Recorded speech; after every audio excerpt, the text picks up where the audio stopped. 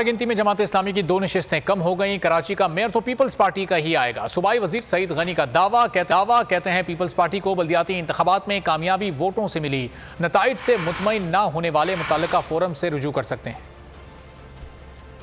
3 नशिस्तें जो थी वो जमात के हाथ से निकल गई, 2 पीपल्स पार्टी के पास आ गई, 1 पीडीए के पास चली गई। अब ये बड़ी अजीब सी बात है कि 6 सीटों पर वो ये कह रहे हैं कि हमारे फॉर्म 11 के मुताबिक आरओ ने रिजल्ट नहीं दिया, और बाकी 3 नशिस्तों में वो ये कह रहे हैं आरओ ने तो रिजल्ट दिया था, फिर काउंटिंग करा दिया। तो ये दोनों चीजें आपस में मैच नहीं करती। जहाँ कानून में ये लिखा है कि हाउस मुकम्मल होगा और उसके बाद मेयर का इलेक्शन होगा, तो हाउस मुकम्मल होने से मुराद रिजर्व सीट्स का इलेक्शन होना होता है। जो सीटें खाली होती हैं उसका नहीं होता। जो बल्दियाती इलेक्शन होगा Peoples Party single largest party होगी, आम इलेक्शन होगा पीपल्स पार्टी कराची की सिंगल लार्जेस्ट पार्टी होगी, और मैं अभी आपको बता रहा हूँ कि 9 सीटों पर भी Peoples Party single largest party होगी।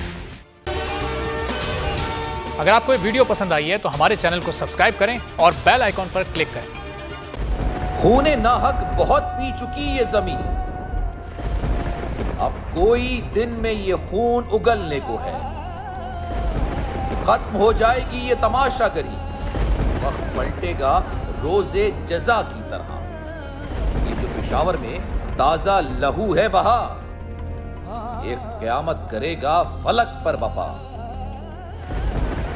गम की सलमनाक घड़ी में बोल सानह पेशावर में शहीद होने वालों के लवाहिकीन के साथ।